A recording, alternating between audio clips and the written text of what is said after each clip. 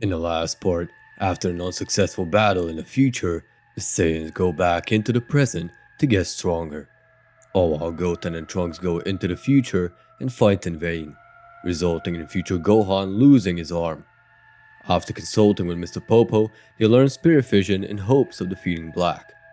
In this part, we're ending the Black Saga and entering the Tournament of Power, so let's continue. With the Gotenks there, they go for an assault on Gotenks Black right away. They know his power and they know they got a bit more powerful, so they want to fight first before getting rid of him. Zamasu is being kept busy by Goku and Vegeta. Future Gohan and Gohan are discussing on whether it'll go good or bad, but Future Gohan is mad about a certain thing. Gotenks is faring pretty well against Black, but Black keeps on getting stronger and trying to intervene and kill off anyone of the Z fighters. Gotenks knows what he's doing and instant transmissions in front of Black to fend him off, not allowing him to do anything to anyone. As Black gets stronger, Gotenks gets weaker, so he tries using Super Saiyan Blue Evolution and giving it his all to try and finish Black without the fusion. Black and Zamasu then decide to fuse so that Gotenks nor anyone else has a chance against them. Fusing into Fused Zamasu, Gotenks' fight now got even harder and way more stressing, since now it's 3 against 2 and he knows for sure that it won't last. However, once the two fuse, the second they combine, their bodies crack right in the middle as Fused Zamasu is in immense pain. Gotenks sees that the fusion is incompatible and gets to work using Spirit Vision to defuse Zamasu, and then Goten and Trunks. However, before he managed to pull it off, Fused Zamasu exploded and was nowhere to be found. Gotenks covers himself watching Fused Zamasu go out with a bang, looking on to see what's exactly happening. After a few short seconds, the light dissipates and the whole explosion goes away. Fused Zamasu is no longer seen, and Gotenks unfuses back into the two boys, but just as they're about to say something, a red light appears out of nowhere and out comes Eternal Zamasu, ready to destroy the entire universe, having begun spreading throughout the universe. Goku gets cornered seeing all the stray blasts going right for them, but gets an idea to instant transmission away. Goku tells everyone to hold on, but nothing happens. They just end up in the sky, since no amount of power and focus will allow them to escape.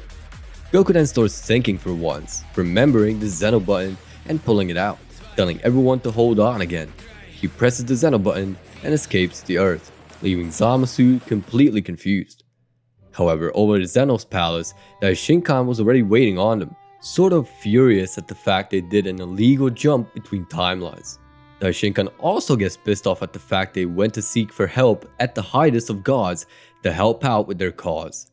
Regardless, Vegeta gawks out, saying that they're truly sorry and that he can bring them back to their present timeline. Daishinkan, knowing the gang doesn't have a way back, realizes their plan and smiles at their creativity. Daishinkan then gets abrupted by Zeno, who recognizes Future Gohan as Goku's son and shares small talk. But also Zeno recognizes Goku and knows that he's not from their time, but is glad to see him. Goku is glad that it actually worked and that the whole thing panned out perfectly. Goku then asks of Zeno to destroy Zamasu, who is currently in the process of terrorizing the entire Universe 7. Zeno doesn't spare a single moment and goes to Earth with his guards, and the erasure began. Daishinkan streamed the entire process to them via his staff. Zeno destroyed the entire universe and everything within it, including Zamasu and all life in it.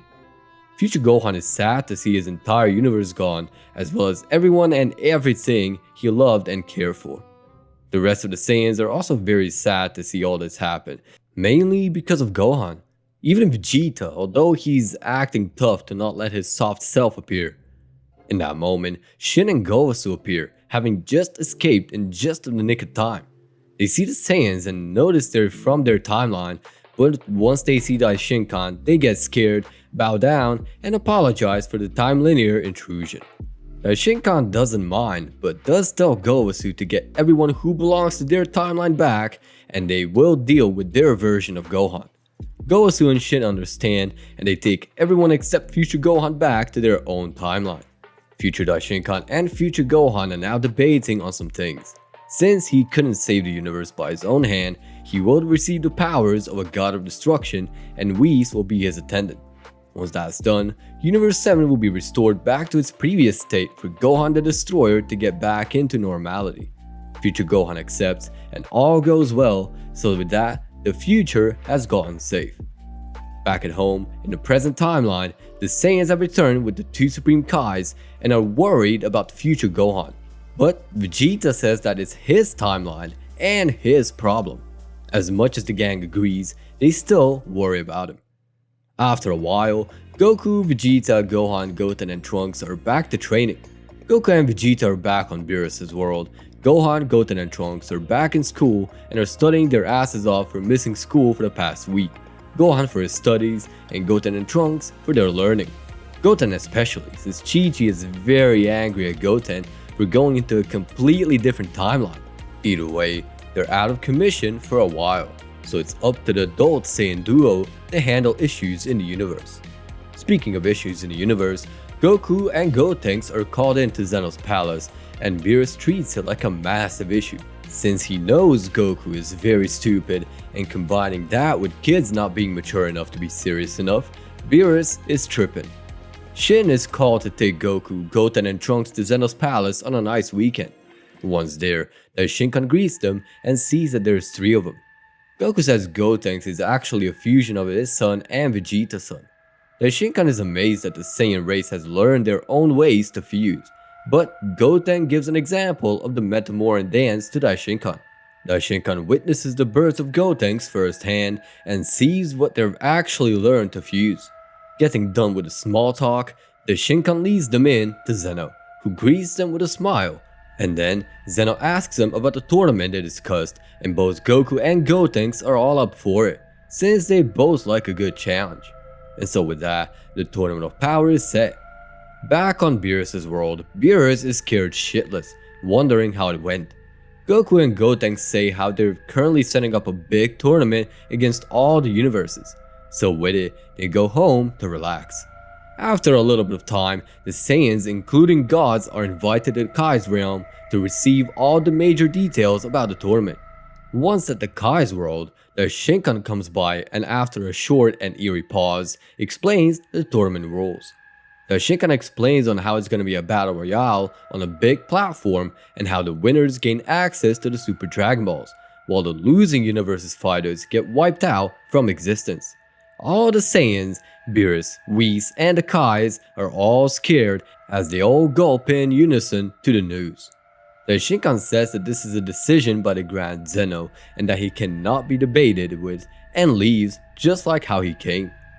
Once that Shinkan is gone, Beerus takes a deep breath in and out, then blows up at Goku and Gotenks for making such a massive mistake and that they shouldn't have went to agree to the tournament.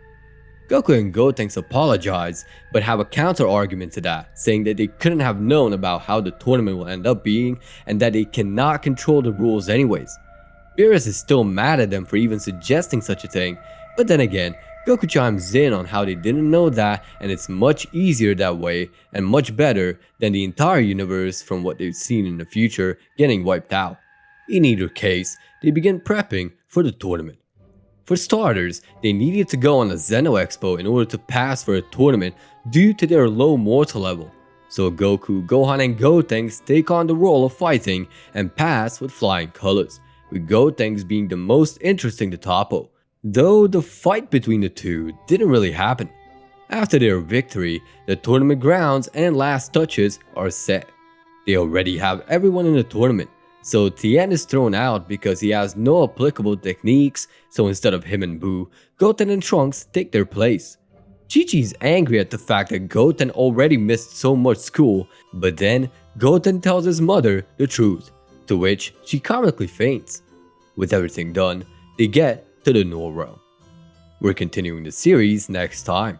While you wait for the next part, join the T23 Discord server with the vanity URL down in the description. Thank you for watching, and with that, peace out.